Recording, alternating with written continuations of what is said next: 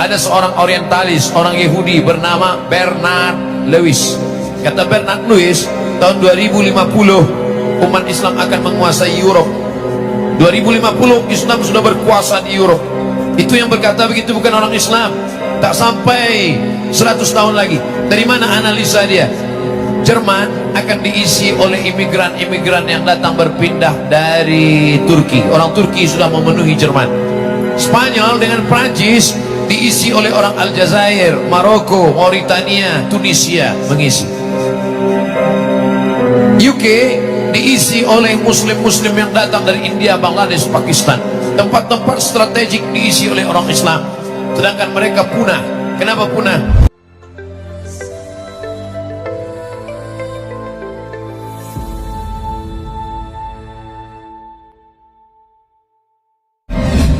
Tumbuh tanaman, selepas itu dia akan bertunas, bercabang, berdaun, berbunga, berputih, berbuah.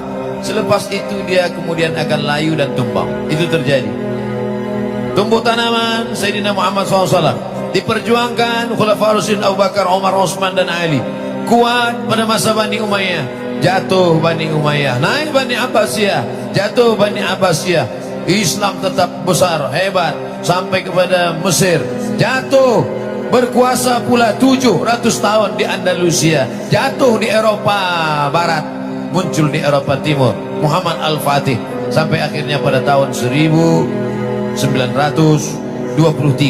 ditumbangkan oleh Mustafa Kemal Atatürk.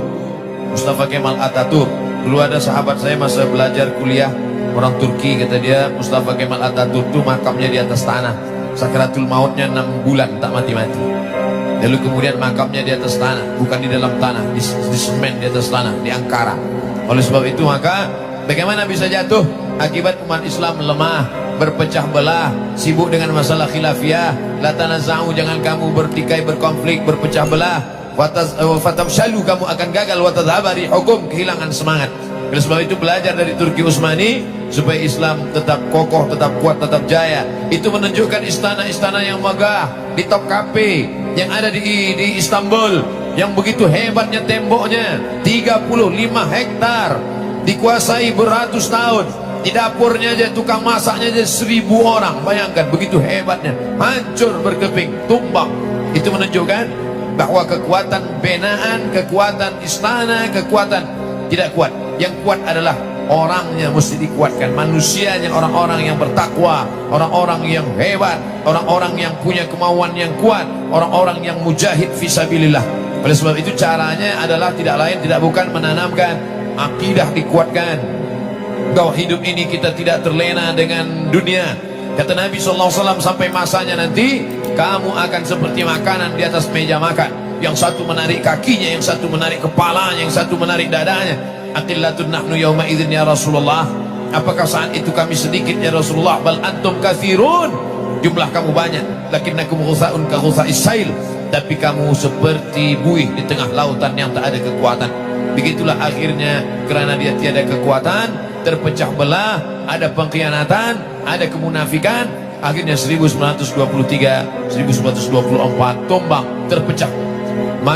Kuasai Turki Utsmani itu dulu, sekarang berapa? 42 negara.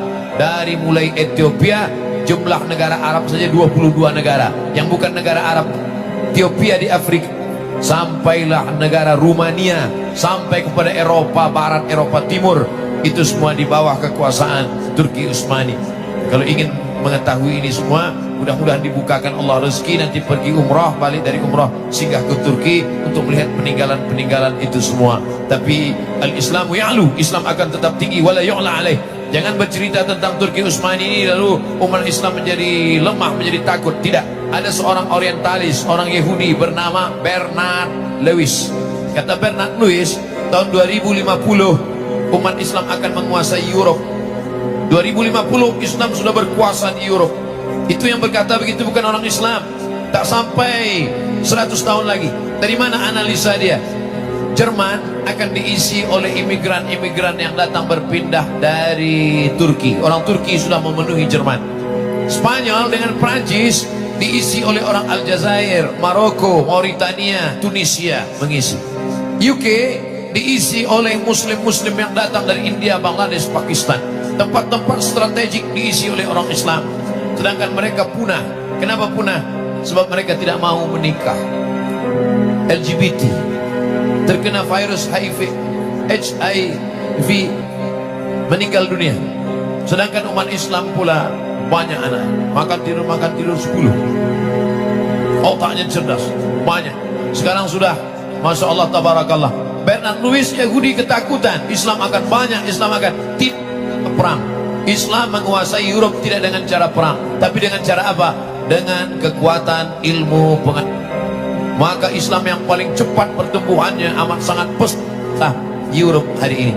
Maka muncullah Islamophobia, ketakutan terhadap Islam, takut mereka. Maka dipancinglah Islam ini teroris, Islam ini fasis, Islam ini akan membunuh, Islam ini akan memancung. Tapi apa kata Allah? Wa makaru wa makarallah. Mereka membuat tipu daya, Allah membalas. Wallahu khairul makirin. Allah itu amat sangat kuat balasannya. Maka begitu Islam ini, Islamophobia, ditakut-takutkan, Islam kalau berkuasa akan membunuh, orang makin mencari-cari Islam. Maka berbondong-bondong orang datang ke Maghribi. Mereka datang dari Spain, datang ke Maghribi, bersyahadat ramai-ramai ke masjid-masjid masuk Islam. Khasnya lagi selepas peristiwa 11 September, ramai-ramai sebab mereka mencari Islam, mereka cari dakwah-dakwah Islam, mereka download buku-buku tentang Islam. Akhirnya mereka waraitan nasa idza jaa nasrullah, kalau sudah datang pertolongan dari Allah, wal fath, kemenangan, waraitan nasa yadkhuluna fi dinillahi afwaja. Dan saya percaya janji Allah Subhanahu wa taala, innaka la tukhliful mi'ad. Ada satu yang belum. Nabi dulu berjanji 700 tahun lamanya, la tuftahanna al-Qastantiniyatu. Nanti Konstantinopel pasti akan direbut oleh umat Islam. Wala ni'mal amiruha. Pemimpin panglima perangnya pemimpin terbaik. Wala ni'mal jaisu dzalikal jais. Dan pasukan tenteranya adalah yang terbaik. Ketika Nabi berkata begitu, semua apa kata mereka? Majnun, gila, sahir, tukang sihir, kadzab, pembohong. Tapi 700 kemudian siapa yang menyangka ternyata persis seperti yang dikatakan Nabi SAW. Ada satu lagi yang belum terwujud janji Nabi. Apa dia? Rome itu adalah Europe. Itulah yang dikhawatirkan oleh Samuel Huntington dalam bukunya Clash Civilization. Itu juga yang dikhawatirkan oleh Bernard Lewis. Tapi janji Allah SWT akan terwujud. Tidak dengan perang, tidak dengan membunuh, tapi dengan apa? Dengan ilmu pengetahuan. Akan lahir sarjana-sarjana, akan lahir Muslim sekolah yang akan menunjukkan tanda-tanda kebesaran Allah. Sanurihim ayatina fil afaq. Kami akan tunjukkan tanda-tanda kebesaran kami di atas langit, kata Allah. Wa fi anfusihim, bahkan dalam diri mereka, hatta yatabayyana lahum annahul haq, sampai nyata bahwa janji Allah itu akan benar, janji Allah itu akan terwujud. Al-Islamu ya'lu, Islam tinggi, wala yu'la alaih. Tidak ada yang melebihi daripada Islam. InsyaAllah Allah akan menolong Islam. Islam ini pasti akan ditolong Allah. Andai kita tidak ditolong Islam, kita tinggalkan Islam ini, Islam pasti ditolong Allah. Yang jadi masalah adalah apakah kita masuk dalam catatan para penolong-penolong Islam. In tansurullah. Faiz qala Isa bin Maryam lil hawariyin, ketika Isa berkata kepada hawariyin, man ansari ilallah, siapa yang menolong aku menegakkan agama Allah? Qala al hawariyun berkata, nahnu ansarullah, kami yang akan menolong agama Allah. Sekarang saya bertanya, siapa yang akan menolong agama Allah? Kami yang akan menolong agama Allah, insya Allah. Insya Allah kita akan tolong agama Allah. In tansurullah, kalau kau tolong agama Allah, yang surkum, Allah akan menolong kamu. Wa yuthabbit aqdamakum, Allah akan menguatkan kaki kamu. Allah tidak tanya berapa harta yang kau beri, Allah tak tanya apa yang sudah kau buat, Allah tak tanya berapa darahmu yang tumpah untuk jihad, tidak. Tapi yang ditanya Allah adalah apa yang sudah kau ikhlaskan untuk menolong agama Allah Subhanahu wa taala. Mudah-mudahan nanti kita termasuk yang boleh menjawab pertanyaan ketika berhadapan dengan Allah Subhanahu wa taala. Amin ya rabbal alamin.